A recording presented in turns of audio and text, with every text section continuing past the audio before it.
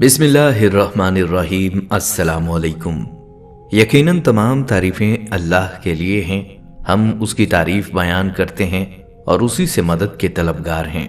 मैं गवाही देता हूँ कि अल्लाह के सिवा कोई माबूद बरहक नहीं, वो तन्हा है, उसका कोई शरीक नहीं, और मोहम्मद सल्लल्लाहु अलैहि वसल्लम अल्लाह के बंदे और उसके रसूल हैं।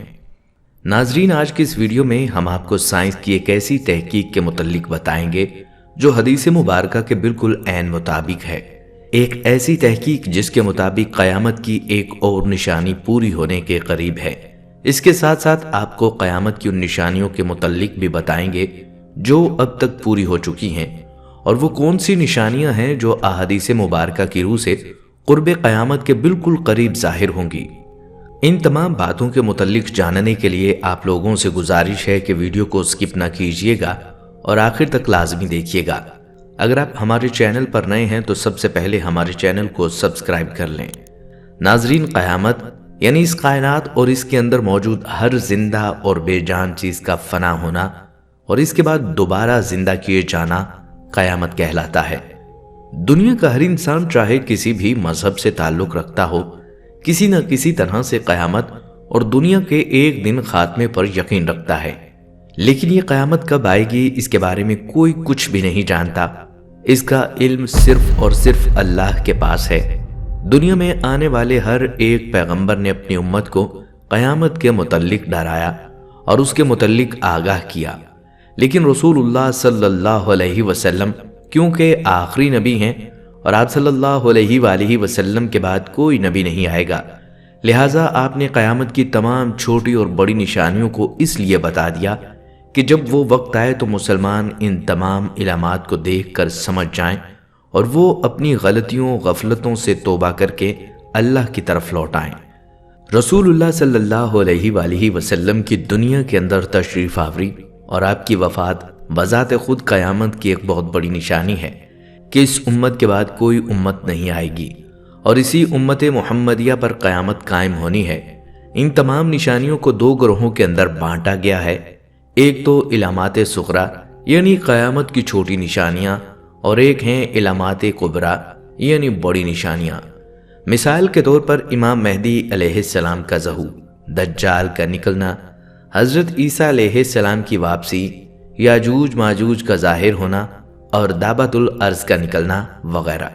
जबकि इलामात सुगरा के अंदर बहुत सी निशानियां शामिल हैं जिनमें ज़्यादातर उस मशहूर तरीन हदीस मुबारका के अंदर बयान होता है कि अल्लाह के रसूल सल्लल्लाहु अलैहि वसल्लम ने फरमाया, इसका मफहूम है कि जब क़यामत का वक्त आएगा तो अल्लाह ताला इल्म को उठा लेगा, यानी इल्म वाले लोग ख़त्म हो जाएंगे और हर जगह जहालत फैल जाएगी, हर जगह पर फहाशी आम हो जाएगी। और उसके बाद फरमाया कि मर्दों की तादाद कम हो जाएगी और औरतों की तादाद ज़्यादा बढ़ जाएगी, इतना ज़्यादा कि एक मर्द के हिस्से में 50 औरतें आएंगी।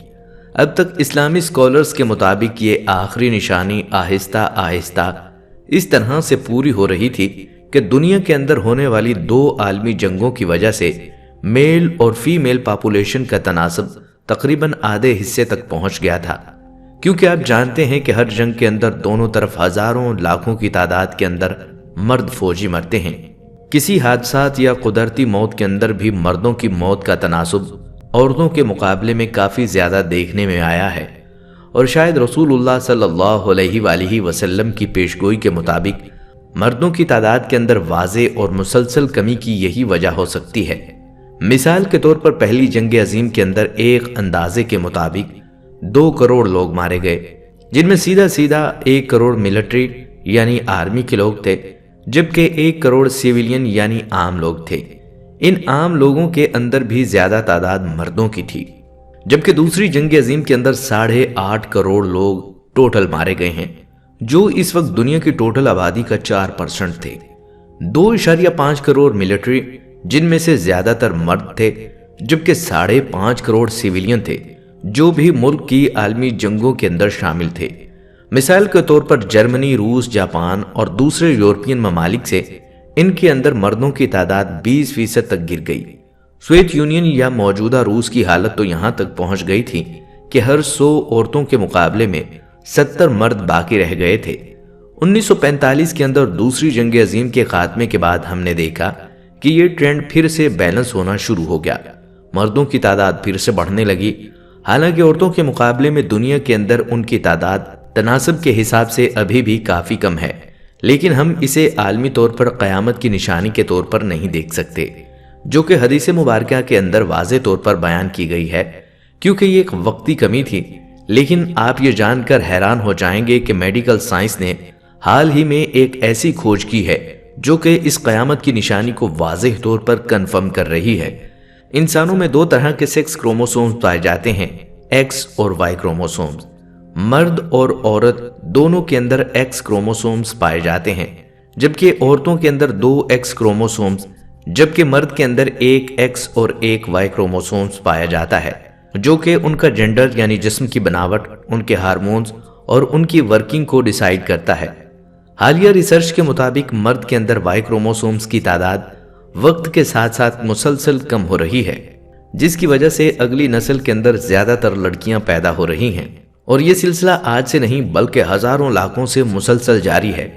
2020 کے اندر ایک مشہور ترین سائنس میگزین نیچر کے اندر ایک رپورٹ شائع کی گئی، جس کے مطابق ایکس کروموسوم جو کہ 1000 کے قریب انسانی فنکشن کے لیے ذمہ دار ہوتے ہیں وہ تو اب تک محفوظ ہیں، لیکن وائی کروموسومز جو کہ میل جینڈر کو ڈیسائیڈ کرتے ہیں اور ان کے تمام فنکشنز کو پرفارم کرتے ہیں، وہ 50 کے قریب ایسے فنکشنز کو پرفارم کرتے ہیں جو کہ صرف میلز کے لیے ہوتے ہیں۔ یہ وقت کے ساتھ ساتھ تیزی سے کم ہو رہے ہیں۔ ایک وقت آئے گا ایسا ہو سکتا ہے کہ یہ بالکل ہی ختم ہو جائیں، لیکن اس عمل کے اندر لاکھوں کروڑوں سال کا وقت بھی لگ سکتا ہے، لیکن یہ حقیقت ہے، یعنی اس کا اثر ہمیں انتہائی تیزی سے دیکھنے کو مل رہا ہے کہ مردوں کے اندر وائی کروموسومز کی کمی کی وجہ سے فیمیلز کی تعداد بڑھتی جا رہی ہے، جبکہ میلز کی تعداد مسلسل کم ہو رہی ہے۔ اللہ اکبر! اور یہ عمل اس طرح سے قدرتی طور پر ہو رہا ہے جس کے اندر نہ صرف انسان کی کوئی مرضی شامل ہے اور نہ ہی اس کا کوئی اختیار۔ اب ذرا غور کریں کہ حدیث مبارکہ کے اندر بھی مردوں کی کم تعداد کی بات کی گئی ہے، نہ کہ اس کے مکمل خاتمے کی۔ لہٰذا آنے والے کچھ وقت کے اندر، کچھ سالوں کے اندر یا کچھ دہائیوں کے اندر ہم اس کا اثر واضح طور پر دیکھ پائیں گے کہ ہماری سوسائٹیز آہستہ آہستہ مردوں سے خالی ہوتی جا رہی ہیں۔ سائنسدانوں کا اندازہ ہے کہ یہ بھی ممکن ہے کہ وائی کروموسوم کے بغیر بھی انسان قدرتی طور پر میل جاندار کو پیدا کر سکتا ہے، جیسا کہ تجربے کے دوران جاپان کے سپنی ریٹس یعنی چوہوں کی ایک نسل جو کہ اپنے وائی کروموسومز کو کھو چکے تھے، وہ اپنے قدرتی جینیٹک سسٹم سے میلز کو ابھی بھی پیدا کر رہے تھے۔ تو پھر سوال پیدا ہوتا ہے، کیا یہ معاملہ انسانوں کے کیس کے اندر بھی ممکن ہو سکتا ہے؟ کیونکہ یہ صرف انسانوں کے لیے اندازہ ہے، کوئی پروف نہیں ہے، اور دوسرا یہ پروسیس آج سے نہیں بلکہ میڈیکل سائنس کے مطابق جانداروں کے اندر 160 ملین سال پہلے شروع ہو چکا ہے، کیونکہ اس ٹائم کے اندر وائی کروموسومز کے اندر 1428 جینز تھے جو کہ کم ہو کر اب صرف 45 ہو چکے ہیں۔ آپ کو جان کر یہ حیرت ہوگی کہ صرف یہی ایک میڈیکل فیکٹر نہیں ہے جو لگاتار مردوں کی پاپولیشن کو کم کر رہے ہیں، بلکہ اور بھی بہت سے فیکٹر اس کے ذمہ دار ہیں۔ مثال کے طور پر مرد زیادہ رسکی کاموں کے اندر شامل ہوتے ہیں، جنگوں کے اندر شامل ہوتے ہیں جہاں پر ان کی ڈیتھ کے چانسز بہت زیادہ ہوتے ہیں۔ خاص طور پر یورپی ملکوں کے اندر بچے کم پیدا کرنے کی کوشش کی وجہ سے مردوں اور عورتوں کے اندر وائی کروموسومز کی واضح طور پر کمی ہو گئی ہے۔ ان کا فرٹیلیٹی ریٹ وقت کے ساتھ ساتھ تبدیل ہو رہا ہے، جو کہ زیادہ عورتوں کو پیدا کر رہا ہے۔ اس کے علاوہ عورتیں قدرتی طور پر بھی مردوں سے زیادہ لمبی عمر جیتی ہیں، اور دنیا کے زیادہ تر بوڑھے لوگوں کی لسٹ کے اندر ڈومیننٹ آپ کو ہمیشہ فیمیل ہی دکھائی دے گی۔ اس کے ساتھ ساتھ ہم دیکھتے ہیں کہ مردوں کے اندر عمر بڑھنے کی وجہ سے ان کے اندر وائی کروموسومز کی تعداد ویسے ہی کم ہونا شروع ہو جاتی ہے۔ آج کی میڈیکل سائنس نے اس وائی کروموسومز کو 1990 کے اندر پہلی بار دریافت کیا، جو کہ ہزاروں سالوں کا ارتقائی عمل طے کر کے 900 کے قریب اپنے جینز کو کھو چکا تھا۔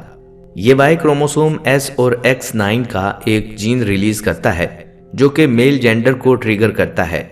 اب اندازہ لگائیں جس میڈیکل سائنس کو 1990 کے اندر جدید میڈیکل ایکوپمنٹ اور ریسرچ سے یہ بات پتہ چلی ہو، اسے اللہ کے رسول صلی اللہ علیہ وآلہ وسلم نے 1400 سال پہلے کیسے جان لیا کہ مستقبل میں انسانوں کے اندر یہ وقت بھی آنے والا ہے کہ مرد عورتوں کی تعداد کے اندر بہت کم رہ جائیں گے، اتنا کم کہ 50 عورتوں کے مقابلے میں صرف ایک مرد، اور یہ بہت غیر معمولی عمل قیامت کی ایک بہت بڑی نشانی ہوگی۔ لیکن صرف اور صرف عقل والوں کے لیے، اللہ کے سوا ان کو مستقبل کی یہ خبر اور پیشین گوئی بھلا کون دے سکتا تھا جو کہ اس کائنات کے نظام کو چلانے والا اور انسان کو پیدا کرنے والا ہے۔ بے شک اللہ کے رسول صلی اللہ علیہ وآلہ وسلم نے سچ ہی فرمایا تھا، اور اب اس اہم ترین نشانی کے ظاہر ہونے کے بعد آپ اندازہ لگانے کی کوشش کریں کہ قیامت کے اندر آخر کتنا وقت باقی ہے۔ ناظرین، یہاں اگر قیامت کی مزید نشانیوں کے متعلق بات کی جائے جو کہ پوری ہو چکی ہیں، تو سب سے پہلی علامت حضرت محمد صلی اللہ علیہ وسلم کی دنیا میں تشریف آوری اور آپ صلی اللہ علیہ وآلہ وسلم کی وفات ہے۔ پچھلی آسمانی کتابوں میں آپ صلی اللہ علیہ وآلہ وسلم کا لقب نبی الساعہ لکھا ہے، جس کا معنی ہے قیامت کا نبی، یعنی آپ صلی اللہ علیہ وآلہ وسلم وہ آخری نبی ہوں گے کہ جن کی امت پر قیامت قائم ہوگی۔ اولاد نافرمان ہو جائے گی، بیٹیاں تک ماں کی نافرمانی کرنے لگیں گی، دوست کو اپنا اور باپ کو پرایا سمجھا جانے لگے گا، علم اٹھ جائے گا اور جہالت عام ہو جائے گی۔ دنیا کا علم لوگ دنیا کمانے کے لیے حاصل کریں گے، نااہل لوگ امیر اور حاکم بن جائیں گے، اور ہر قسم کے معاملات، عہدے اور مناصب نااہلوں کے سپرد ہو جائیں گے۔ جو جس کام کا اہل اور لائق نہ ہوگا وہ اس کام کے سپرد ہو جائے گا۔ لوگ ظالموں اور برے لوگوں کی تعظیم اس وجہ سے کرنے لگیں گے کہ یہ ہمیں تکلیف نہ پہنچائیں۔ جھوٹ عام پھیل جائے گا اور جھوٹ بولنا کمال سمجھا جانے لگے گا۔ امیر اور حاکم ملک کی دولت کو ذاتی ملکیت سمجھنے لگیں گے۔ امانت میں خیانت شروع ہو جائے گی۔ امانت کے طور پر رکھوائی جانے والی چیزوں کو لوگ ذاتی دولت سمجھنے لگیں گے۔ نیک لوگوں کی بجائے رذیل اور غلط کار قسم کے لوگ اپنے اپنے قبیلے اور علاقوں کے سردار بن جائیں گے۔ شرم و حیا بالکل ختم ہو جائے گی، ظلم و ستم عام ہو جائے گا، ایمان سمٹ کر مدینہ منورہ کی طرف چلا جائے گا جیسے سانپ سکڑ کر اپنی بل کی طرف چلا جاتا ہے۔ ایسے حالات پیدا ہو جائیں گے کہ دین پر قائم رہنے والے کی وہ حالت ہوگی جو ہاتھ میں انگارہ پکڑنے والے کی ہوتی ہے۔ زکوٰۃ کو لوگ تاوان سمجھنے لگیں گے، مال غنیمت کو اپنا مال سمجھا جانے لگے گا۔ ماں کی نافرمانی اور بیوی کی فرما برداری شروع ہو جائے گی۔ عورتیں زیادہ اور مرد کم ہو جائیں گے، یہاں تک کہ ایک مرد 50 عورتوں کا نگران ہوگا۔ قیامت سے پہلے حضور اکرم صلی اللہ علیہ وآلہ وسلم کی امت میں 30 بڑے قذاب اور دجال آئیں گے۔ ہر ایک نبوت کا دعویٰ کرے گا، حالانکہ حضور اکرم صلی اللہ علیہ وسلم آخری نبی ہیں۔ آپ صلی اللہ علیہ وآلہ وسلم کے بعد کوئی نبی نہیں آئے گا۔ عراق کا مشہور دریائے فرات سونے کا ایک پہاڑ یا سونے کا ایک خزانہ ظاہر کرے گا جس پر لوگ لڑیں گے۔ چنانچہ اس لڑائی میں ہر 100 میں سے 99 قتل ہو جائیں گے۔ ممکن ہے سونے کے پہاڑ یا سونے کے خزانے سے مراد عراق کا تیل ہو۔ جب یہ علامتیں ظاہر ہو چکیں گی تو سخت قسم کا عذاب شروع ہوگا۔ اس میں سرخ آندھیاں آئیں گی، آسمان سے پتھر برسیں گے، کچھ لوگ زمین میں دھنسا دیے جائیں گے، لوگوں کی شکلیں مسخ ہو جائیں گی۔ پھر پے در پے کئی نشانیاں ایسی ظاہر ہوں گی جیسے ہاتھ کا دھاگا ٹوٹنے پر مسلسل دانے گرنے لگتے ہیں۔ ناظرین، ان میں سے بہت سی نشانیاں ایسی ہیں جو ہمیں پوری ہوتی نظر آ رہی ہیں۔ معروف علماء اکرام نے اس حوالے سے خطرے کی گھنٹی بجا دی ہے اور بتا دیا ہے کہ اس میں سے بیشتر نشانیاں پوری ہو چکی ہیں اور قیامت اب قریب تر آ چکی ہے۔ ان پوری ہو جانے والی نشانیوں میں کرونا وائرس کی وبا، ٹیکنالوجی کا عروج اور ایلون مسک کا اسپیس ایکس مشن کے تحت انسانوں کو کامیابی سے خلا میں پہنچانا اور دیگر وغیرہ شامل ہیں۔ سعودی عرب اور ایران کے علماء کرام نے کرونا وائرس کے متعلق خبردار کرتے ہوئے کہا ہے کہ یہ قیامت کی نشانیوں میں سے ایک ہے۔ صحیح بخاری اور صحیح مسلم کی احادیث کا حوالہ دیتے ہوئے ان علماء کرام کا کہنا ہے کہ قیامت کی نشانیوں میں سے ایک یہ بھی ہے کہ قیامت سے قبل ایک بہت بڑی وبا پھیلے گی اور پوری دنیا کو اپنی لپیٹ میں لے لے گی۔ ممکنہ طور پر کرونا وائرس ہی وبا ہو سکتی ہے۔ علماء کرام قرب قیامت کی ایک نشانی یہ بھی بیان کرتے ہیں کہ قیامت سے قبل ایک ایسا زمانہ آ جائے گا کہ وقت بہت تیزی سے گزرے گا۔ چنانچہ علماء کا کہنا ہے یہ نشانی بھی پوری ہو چکی ہے۔ انٹرنیٹ اور سوشل میڈیا آنے کے بعد دنیا سے اس قدر باہم مربوط اور منسلک ہو گئی ہے کہ کسی کو وقت کا احساس ہی نہیں رہتا۔ ایسا لگتا ہے کہ وقت پر لگا کر اڑ رہا ہے۔ اس نشانی کے متعلق حدیث پر رائے دیتے ہوئے عالم دین شیخ ابن باز نے کہہ رکھا ہے کہ ایک وقت تھا کہ ایک خط ڈاک کے ذریعے بھیجے جاتے تھے اور دوسرے شخص تک پہنچنے میں ہفتے اور مہینے لگتے تھے۔ اس سے پہلے مواصلات کے ذرائع اس سے بھی سست تھے، لیکن آج آن واحد میں پیغامات دنیا کے کونے سے دوسرے کونے تک پہنچ رہے ہیں۔ چنانچہ اس حدیث کی روشنی میں دیکھا جائے تو یہ نشانی بھی پوری ہو چکی ہے کہ آج ٹیکنالوجی کے اس دور میں وقت ایک طرح سے اپنی اہمیت ہی کھو چکا ہے۔ صحیح بخاری کی ایک حدیث کے مطابق قرب قیامت کی ایک نشانی یہ بھی ہے کہ اقتدار غلط لوگوں کے ہاتھ میں دے دیا جائے گا۔ علماء کرام اس نشانی کے متعلق بھی یہی کہتے ہیں کہ آج دنیا بھر کے ممالک کے حکمرانوں کی طرف دیکھیں تو صاف پتہ چلتا ہے کہ یہ نشانی بھی پوری ہو چکی ہے۔ صحیح بخاری ہی میں ایک اور نشانی بتائی گئی کہ قیامت سے قبل لوگ بلند ترین عمارتیں بنانے، ایک دوسرے پر سبقت لے جانے کی کوشش کریں گے۔ آج ہم دیکھتے ہیں کہ وہی دور شروع ہو چکا ہے۔ دنیا بھر میں بلند و بالا عمارتیں کھڑی ہو چکی ہیں، اور جس ملک میں سب سے زیادہ بلند ترین عمارتیں موجود ہیں وہاں کے حکمران اور شہری اسے اپنا فخر سمجھتے ہیں۔ ایسی دیگر کئی نشانیوں کے متعلق بھی علماء کرام کا کہنا ہے کہ وہ پوری ہو چکی ہیں، اور اب امام مہدی کا ظہور اور قیامت قریب تر آ چکے ہیں۔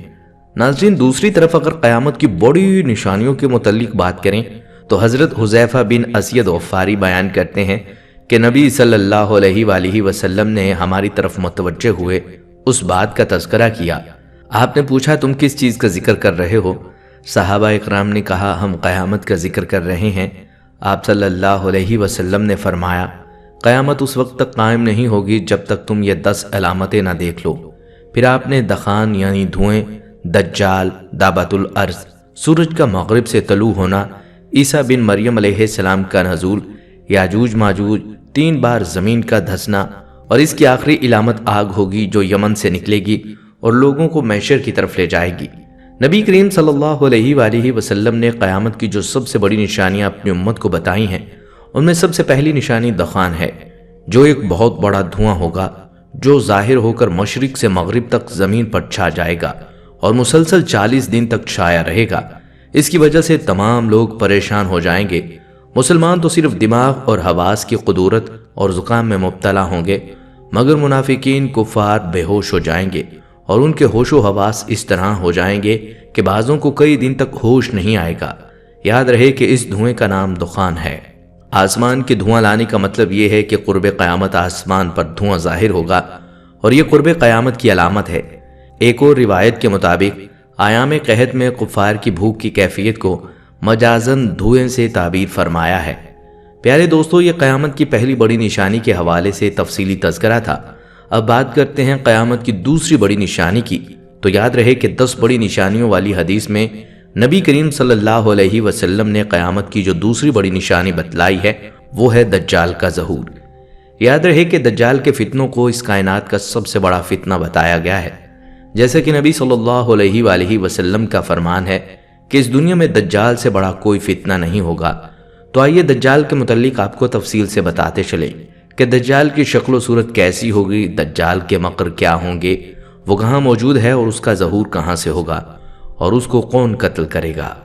روایات میں آتا ہے دجال ایک نوجوان مرد ہوگا، وہ بھاری بھرکم جسم اور سرخ رنگت کا مالک ہوگا، عوام میں اس کا لقب مسیح ہوگا، بروایت صحیح بخاری و مسلم۔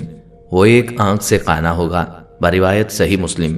اس کے بال چھوٹے اور گھنگریالے ہوں گے، سواری میں ایک بڑا گدھا ہوگا۔ اولاً اس کا ظہور ملک عراق و شام کے درمیان ہوگا، جہاں نبوت و رسالت کا دعویٰ کرتا ہوگا، پھر وہاں سے اصفہان چلا جائے گا، بروایت مسلم شریف۔ یہاں اس کے ہمراہ 70,000 یہودی ہوں گے، یہیں سے خدائی کا دعویٰ کر کے چاروں طرف فساد برپا کر دے گا، اور زمین کے اکثر مقامات پر گشت کر کے لوگوں سے اپنے آپ کو خدا منوائے گا۔ دوستو، کہتے ہیں کہ لوگوں کی آزمائش کے لیے خداوند کریم اس سے بڑے بڑے عجیب و غریب کام ظاہر کروائے گا۔ اس کی پیشانی پر کاف فیر لکھا ہوگا، جس کی شناخت صرف اہل ایمان ہی کر سکیں گے۔ اس کے ساتھ ایک آگ ہوگی جس کو دوزخ سے تعبیر کرے گا، اور ایک باغ ہوگا جس کو جنت کہے گا۔ مخالفین کو آگ میں اور موافقین کو جنت میں ڈالے گا۔ اس کے پاس کھانے پینے کی چیزوں کا بہت بڑا ذخیرہ ہوگا، جس کو چاہے گا دے گا، اور جو فرقہ اس کا مخالف ہوگا تو اس سے اشیاء مذکورہ بند کر دے گا۔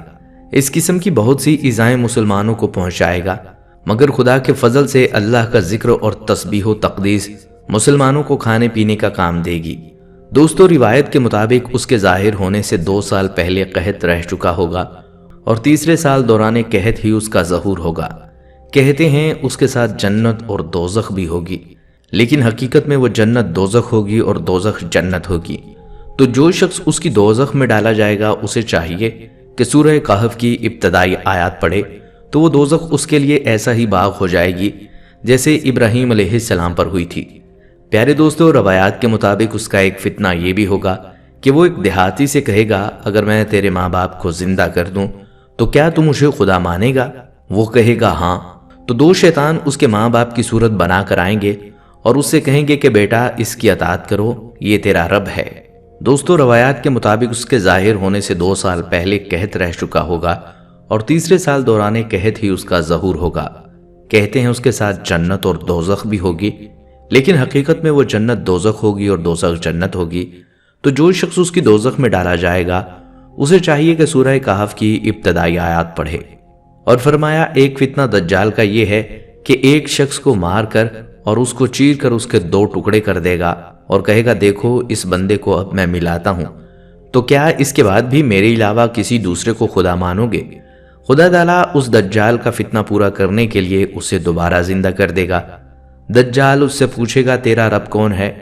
وہ کہے گا، میرا رب اللہ ہے اور تو خدا کا دشمن دجال ہے۔ خدا کی قسم، اب تو مجھے تیرے دجال ہونے کا پورا یقین ہو گیا۔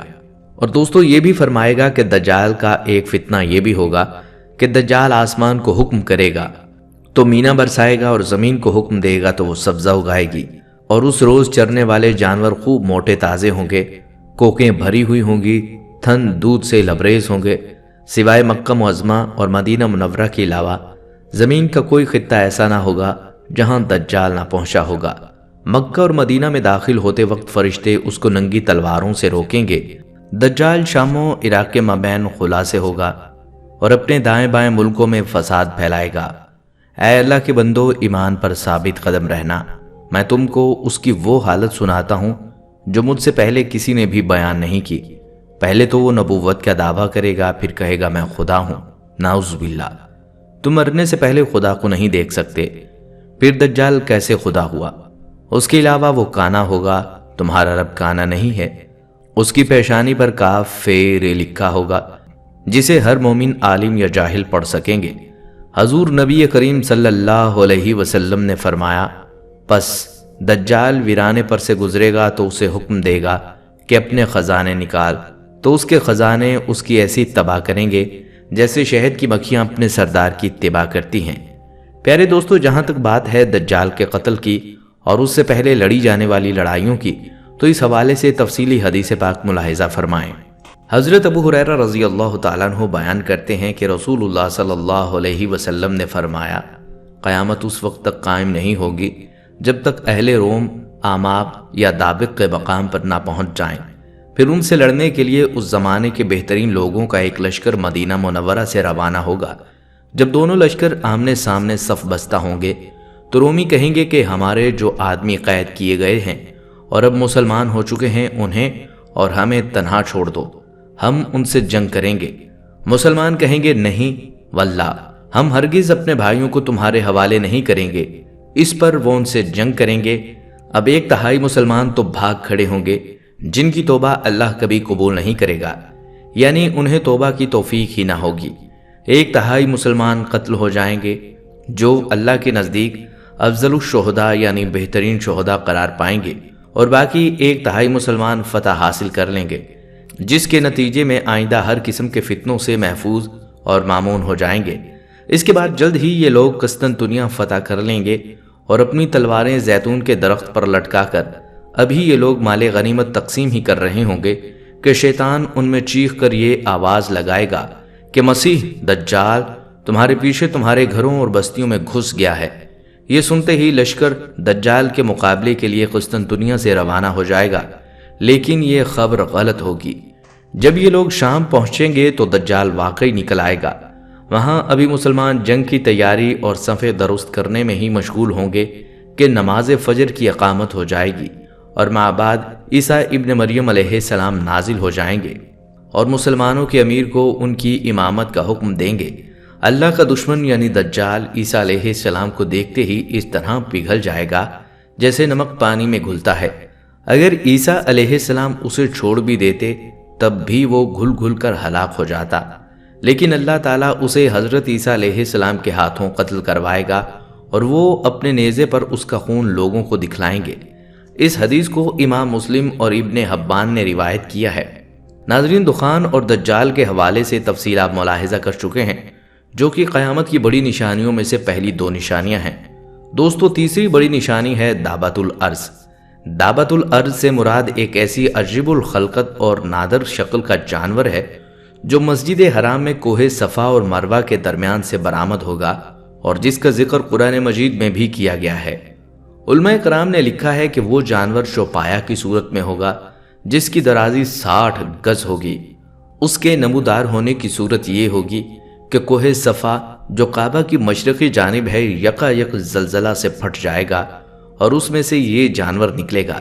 اس کے ہاتھ میں حضرت موسیٰ علیہ السلام کا عصا ہوگا اور دوسرے ہاتھ میں حضرت سلیمان علیہ السلام کی انگشتری ہوگی۔ تمام شہروں اور علاقوں میں اتنی تیزی کے ساتھ وہ دورہ کرے گا کہ کوئی فرد بشر اس کا پیچھا نہ کر سکے گا۔ دوڑ میں اس کا مقابلہ کر کے اس سے چھٹکارا نہ پا سکے گا۔ جہاں جہاں جائے گا ہر شخص پر نشان لگاتا جائے گا۔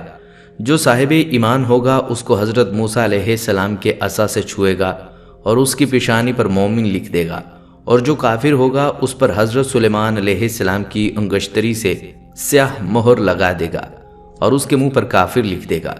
ابو داؤد میں ہے کہ دابۃ الارض 3 مرتبہ نکلے گا، دور دراز کے جنگل سے ظاہر ہوگا اور اس کا ذکر شہر یعنی مکہ تک نہ پہنچے گا، پھر ایک لمبے زمانے کے بعد دوبارہ ظاہر ہوگا اور لوگوں کی زبانوں پر اس کا قصہ چڑھ جائے گا، یہاں تک کہ مکہ میں بھی اس کی شہرت پہنچے گی۔ پھر جب لوگ اللہ کی سب سے حرمت و عظمت والی مسجد حرام میں ہوں گے، اسی وقت اچانک دفتن دابۃ الارض انہیں وہیں دکھائی دے گا کہ رکن مقام کے درمیان اپنے سر سے مٹی جھاڑ رہا ہوگا۔ لوگ اس کو دیکھ کر ادھر ادھر ہونے لگیں گے۔ یہ مومنوں کی جماعت کے پاس جائے گا اور ان کے منہ کو مثل روشن ستارے کی طرح منور کر دے گا۔ اس سے بھاگ کر کوئی نہ بچ سکے گا اور نہ چھپ سکتا ہے، یہاں تک کہ ایک شخص اس کو دیکھ کر نماز کو کھڑا ہو جائے گا۔ یہ اس کو کہے گا اب نماز کو کھڑا ہوا ہے، پھر اس کی پیشانی پر نشان کر دے گا اور چلا جائے گا۔ اس کے ان نشانات کے بعد کافر مومن کو صاف طور پر امتیاز ہو جائے گا، یہاں تک کہ مومن کافر سے کہے گا اے کافر میرا حق ادا کر، اور کافر مومن سے کہے گا اے مومن میرا حق ادا کر۔ یہ روایت حذیفہ ابن اسید سے موقوف بھی مروی ہے۔ ایک دوسری روایت میں ہے کہ یہ حضرت عیسیٰ علیہ السلام کے زمانے میں ہوگا جب آپ بیت اللہ شریف کا طواف کر رہے ہوں گے، لیکن اس کی اسناد صحیح نہیں ہے۔ صحیح مسلم ہے کہ سب سے پہلے جو نشانی ظاہر ہوگی وہ سورج کا مغرب سے نکلنا اور دابۃ الارض کا ضحیٰ کے وقت آ جانا۔ ان دونوں میں سے جو پہلے ہوگا اس کے بعد ہی دوسرا ہوگا۔ اس کے علاوہ صحیح مسلم شریف میں ہے آپ صلی اللہ علیہ وآلہ وسلم نے فرمایا 6 چیزوں کی آمد سے پہلے نیک اعمال کر لو: سورج کا مغرب سے نکلنا، دھوئیں کا آنا، دجال کا آنا اور دابۃ الارض کا آنا۔ یہ حدیث اور سندوں سے دوسری کتابوں میں بھی ہے۔ پیارے دوستو، یہ تھی تفصیل دابۃ الارض کے حوالے سے جو مختلف روایات میں بیان ہوئی ہے اور آپ کے گوش گزار کی ہیں۔ اب تذکرہ کرتے ہیں باقی نشانیوں کا۔ دوستو، قرآن پاک میں ارشاد باری تعالیٰ ہے یہ اس کے سوا اور کس بات کے منتظر ہیں کہ ان کے پاس فرشتے آئیں یا خود تمہارا پروردگار آئے یا تمہارے پروردگار کی کچھ نشانیاں آئیں، مگر جس روز تمہارے پروردگار کی کچھ نشانیاں آ جائیں گی تو جو شخص پہلے ایمان نہیں لایا ہوگا اس وقت سے اسے ایمان لانا کچھ فائدہ نہیں دے گا، یا اپنے ایمان کی حالت میں نیک عمل نہیں کیے ہوں گے تو گناہوں سے توبہ کرنا مفید نہ ہوگا۔ اے پیغمبر ان سے کہہ دو کہ تم بھی انتظار کرو، ہم بھی انتظار کرتے ہیں۔ پیارے دوستو، ان آیات میں اللہ تعالیٰ کافروں اور پیغمبروں کے مخالفین کو اور اپنی آیات کے جھٹلانے والوں کو، اپنی راہ سے روکنے والوں کو ڈرا رہا ہے کہ کیا انہیں قیامت کا انتظار ہے جب فرشتے بھی آئیں گے اور اللہ قہار بھی۔ وہ وقت بھی ہوگا جب ایمان بے سود اور توبہ بیکار ہو جائے گی۔ بخاری شریف میں اس آیت کی تفسیر میں ہے رسول اللہ صلی اللہ علیہ وسلم فرماتے ہیں قیامت قائم نہ ہوگی جب تک سورج مغرب سے نہ نکلے۔ جب یہ نشان ظاہر ہو جائے گا تو زمین پر جتنے لوگ ہوں گے سب ایمان لائیں گے، لیکن اس وقت کا ایمان محض بے سود ہے۔ پھر آپ نے یہی آیت پڑھی اور حدیث ہے، جب قیامت کی 3 نشانیاں ظاہر ہو جائیں تو بے ایمان کو ایمان لانا، خیر سے رکے ہوئے لوگوں کو اس کے بعد نیکی یا توبہ کرنا کچھ سود مند نہ ہوگا، سورج کا مغرب سے نکلنا، دجال کا آنا، دابت الارض کا ظاہر ہونا۔ جبکہ مذکورہ حدیث میں سورج کا نکلنا چوتھے نمبر پر بیان ہوا ہے۔ اگلی نشانی جو حضرت عیسیٰ علیہ السلام کا نزول ہے، یاد رہے کہ حضرت عیسیٰ علیہ السلام کا نزول حضرت امام مہدی کے ظہور کے بعد ہوگا۔ چنانچہ آپ ایک دن شام کے وقت آسمان سے دمشق کی جامع مسجد کی مشرقی سفید مینار پر اتریں گے اور پھر دجال کو تلاش کر کے اس کو دروازہ لد پر قتل کر دیں گے۔ لد شام میں ایک موضوع کا نام ہے اور بعض حضرات نے اس کو فلسطین کے ایک موضوع کا نام بتایا ہے۔ پھر آپ کا نکاح ہوگا اور آپ 40 سال تک دنیا میں رہیں گے اور آپ کی تدفین نبی کریم صلی اللہ علیہ وسلم کے ساتھ ہوگی۔ روایات سے معلوم ہوتا ہے کہ دجال کو حضرت عیسیٰ علیہ السلام قتل کریں گے، جیسا کہ دجال کے ذکر میں اس کی تفصیل آپ نے ملاحظہ کی۔ اس لحاظ سے کہا جا سکتا ہے کہ دجال اور حضرت عیسیٰ علیہ السلام کا نزول یکے بعد دیگرے ہوگا، یعنی پہلے دجال کا ظہور ہوگا اور جیسے دجال کے زمانہ میں ہی حضرت عیسیٰ علیہ السلام کا نزول ہو جائے گا، جو اللہ کے حکم سے دجال کا خاتمہ فرمائیں گے۔ دوستو، اگلی نشانی یاجوج ماجوج کے انخلا کی ہے، جو مذکورہ حدیث کی روح سے قیامت کی چھٹی بڑی نشانی ہے۔ آپ کو بتاتے چلیں، یاجوج ماجوج دراصل 2 قبیلوں کے نام ہیں جو یافس ابن نوح کی اولاد میں سے ہیں۔ یہ دونوں قبیلے بہت وحشی مگر طاقتور تھے۔ ان کا خاص مشغلہ لوٹ مار اور زمین پر فساد پھیلانا تھا۔ یہ قبیلے جس گھاٹی میں رہا کرتے تھے اس کو ذوالقرنین نے ایک ایسی دیوار سے جس کی بلندی اس گھاٹی کے دونوں طرف کے پہاڑوں کی چوٹی تک پہنچتی ہے اور موٹائی 60 گز ہے، بند کر دیا تھا تاکہ لوگ ان قبیلوں کی چیرہ دستیوں سے محفوظ رہ سکیں۔ جب قیامت آنے کو ہوگی اور یاجوج ماجوج کے نکلنے کا وقت آئے گا تو دیوار ٹوٹ جائے گی۔ قرآن پاک میں مزید اس بات کا تذکرہ موجود ہے کہ کس طرح ذوالقرنین نے اس قوم کو یاجوج ماجوج کی یلغار سے بچانے کے لیے دیوار بنائی۔ ناظرین، یاجوج ماجوج کا انخلا بھی حضرت عیسیٰ علیہ السلام کے دور میں ہوگا، اور یہ ترتیب سمجھ میں آتی ہے کہ دجال پہلے آئے گا، پھر حضرت عیسیٰ علیہ السلام کا نزول ہو جائے گا جو اس کا قتل کریں گے، اور اس کے بعد عیسیٰ علیہ السلام ہی کے دور میں یاجوج ماجوج کا انخلا ہوگا جو آپ ہی کی دعا سے ختم ہوں گے۔ یاد رہے کہ یہ بات حدیث پاک میں بیان ہو چکی ہے کہ قیامت کی یہ بڑی نشانیاں اس کے اوپر نیچے ظاہر ہوں گی، جیسے کہ تسبیح کے دانے ٹوٹنے پر اوپر نیچے گرتے ہیں۔ دوستو، اب ذکر کرتے ہیں زمین میں دھنسنے کا، جس کو مذکورہ حدیث میں 3 خسوف کہا گیا ہے، اور آپ صلی اللہ علیہ وسلم نے 3 خسوف کا ذکر 3 نشانیوں کے طور پر بیان فرمایا ہے۔ خسوف کے بارے میں ابن مالک نے کہا، عذاب الہی کے طور پر زمین کا دھنس جانا مختلف زمانوں اور مختلف علاقوں میں واقع ہو چکا ہے، لیکن احتمال ہے کہ یہاں حدیث میں جن 3 خسوف کا ذکر فرمایا ہے وہ پہلے واقع ہو چکنے والے خسوف کے علاوہ ہوں گے اور ان سے بہت زیادہ سخت ہوں گے۔ معلوم ہوا قیامت کی بڑی نشانیوں میں سے ایک نشانی یہ بھی ہے کہ روئے زمین پر زمین کے پھٹ جانے یا دھنس جانے کے 3 ایسے واقعات رونما ہوں گے کہ لوگ بہت زیادہ خوف زدہ ہو جائیں گے، کیونکہ ان کے اثرات بہت ہی ہولناک ہوں گے۔ یوں تو دنیا میں پہلے بھی زمین کے پھٹنے کے ایسے کئی واقعات سننے کو مل چکے ہیں، لیکن جن واقعات کی خبر آپ صلی اللہ علیہ وسلم نے دی ہے وہ ہماری سوچ سے بالاتر ہیں۔ وہ کس قدر بھیانک عذاب ہوگا کہ روئے زمین پر کوئی بھی اس کے خوف سے بچ نہیں پائے گا۔ زمین کا دھسنا قیامت کبریٰ کی نشانیوں میں سے ہے۔ وہ کب ہونا ہے، کس جگہ ہونا ہے، اس کا علم تو اللہ پاک کی ذات اقدس ہی جانتی ہے، لیکن آپ صلی اللہ علیہ وسلم ان سمتوں کی طرف اشارہ ضرور کر گئے ہیں کہ ایک دفعہ اہل مغرب کی طرف ہوگا، وہ اس قدر بھیانک ہوگا کہ پورا مغرب اس کے خوف کی لپیٹ میں ہوگا، جبکہ دوسرا واقعہ اہل مشرق کی طرف ہوگا اور تیسرا واقعہ اہل عرب کی سرزمین پر ہوگا۔ یاد رہے، زمین کا دھس جانا اللہ رب العزت کے احکامات کی پامالی، نافرمانی، ناشکری اور اس کے عذاب کو دعوت دینے کی طرف اشارہ ہے۔ معلوم ہوتا ہے جیسے آنے والے وقت میں روئے زمین پر صرف بدکار، گنہگار اور نافرمان لوگوں کا ڈیرا ہوگا، جو کثرت گناہ کی دلدل میں جکڑے ہوں گے۔ لوگوں کے روز و شب اور مصروفیات کا اندازہ آپ صلی اللہ علیہ وسلم کے اس فرمان سے واضح ہوتا ہے کہ میری امت کے کچھ لوگ کھانے پینے اور لہو و لعب میں رات گزاریں گے، جب صبح ہوگی تو سب کے سب خنزیر بن چکے ہوں گے۔ اس امت کے بعض قبائل کو ان کے گھروں سمیت زمین میں دھنسا دیا جائے گا۔ جب صبح ہوگی تو لوگ کہیں گے کہ آج رات بنو فلاں کو زمین میں دھنسا دیا گیا، آج رات فلاں قبیلے کے گھروں کو زمین میں دھنسا دیا گیا۔ ان پر پتھر برسائے جائیں گے اور ان پر منحوس ہوا بھیجی جائے گی، جو انہیں اس طرح ریزہ ریزہ کر کے اڑا دے گی جس طرح قوموں کو ان کے شراب پینے، سود کھانے، مردوں کے ریشم پہننے، گانا بجانے والی عورتوں کے اختیار کرنے اور کیتا رحمی کرنے کی وجہ سے بیخو بند سے اڑا چکی ہے۔ دوستو، یہ تھا خسوف یعنی زمین کے دھنس جانے کا۔ اگلی نشانی آگ ہے، جس کے بارے میں فرمایا کہ لوگوں کو ہانک کر زمین حشر کی طرف لے جائے گی۔ اس زمین حشر سے مراد ملک شام کا وہ علاقہ ہے جہاں وہ آگ لوگوں کو لے جا کر چھوڑ دے گی۔ بعض حضرات نے یہ کہا کہ یہ زیادہ صحیح بات ہے کہ اس آگ کی ابتدا ملک شام سے ہوگی، یا یہ کہ ملک شام کو اس قدر وسیع و فراخ کر دیا جائے گا کہ پورے عالم کے لوگ اس میں جمع ہو جائیں گے۔ اس موقع پر اس بات کی وضاحت بھی ضروری ہے کہ اس سلسلے میں بخاری کی جو روایات ہیں، اس میں یہ فرمایا گیا کہ قیامت کی علامتوں میں سے سب سے پہلی علامت وہ آگ ہوگی جو لوگوں کو مشرق کی طرف سے گھیر کر یعنی ہانک کر مغرب کی طرف لے جائے گی، جو کہ حقیقت میں وہ آگ سب سے آخری علامت ہوگی، جیسا کہ یہاں حدیث میں مذکور ترتیب سے بھی واضح ہوتا ہے۔